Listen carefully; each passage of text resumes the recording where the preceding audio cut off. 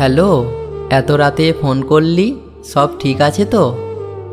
অয়ন, আজ একটা কথা বলবো। কথা দে, শুনে আমার উপর রাগ করবি না। আগে বল কি হয়েছে? তোর গলা কাঁপছে কেন? আজ বাড়িতে আমার বিয়ে ঠিক করে ফেলেছে। আরে, এটা তো ভালো খবর। ছেলেটা কে? তোর দাদা।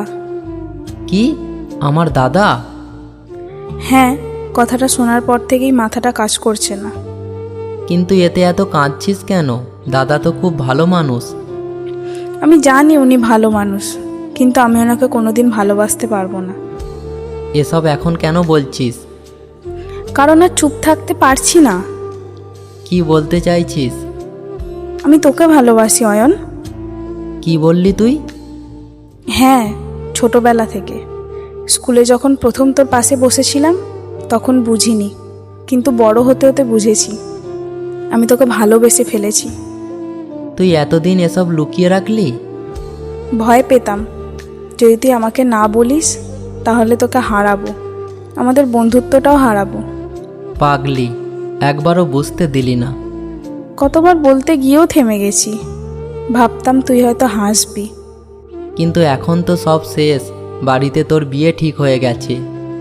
তাই তো আজ বলছি, কাল যদি আংটি পরিয়ে দেয় তাহলে সারা জীবন আর কিছু বলতে পারবো না।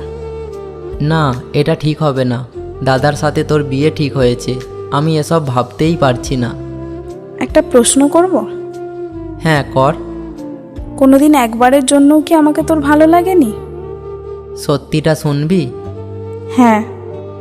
আমিও তোকে ভালোবাসি, ক্লাস 11 থেকে। কিন্তু ভাবতাম তুই আমাকে শুধু বন্ধু হিসাবেই দেখিস, তাই কোনোদিন বলিনি। দেখলি, দুজনেই একই ভুল করেছি। কিন্তু এখন আমি কি করব? দাদাকে কি বলবো?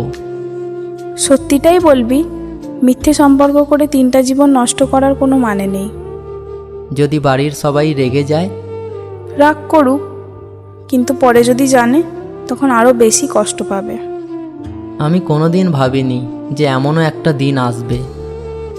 আমিও ভাবিনি, কিন্তু আজ যদি চুপ থাকি তাহলে সারা জীবন আফসোস করব। তুই কি সত্যিই আমার জন্য সব কিছু ছেড়ে দিতে পারবি? তোকে ছাড়া অন্য কারোর সাথে সংসার করার অভিনয় আমি কোনোদিন পারবো না। প্লিজ অয়ন, একবার শুধু আমার হাতটা ধর। ঠিক আছে, আর লুকিয়ে লাভ নেই। মানে?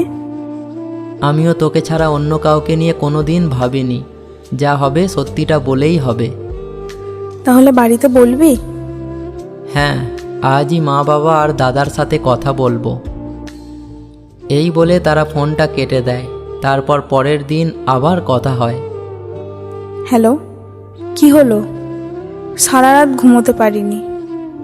আমিও পারিনি। বাড়িতে কি বলল?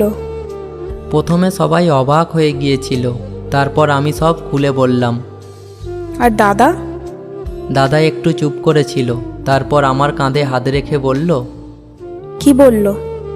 যদি তোরা দুজন সত্যি একে অপরকে ভালোবাসিস তাহলে তোদের আলাদা করে আমি কোনোদিন সুখী হতে পারবো না।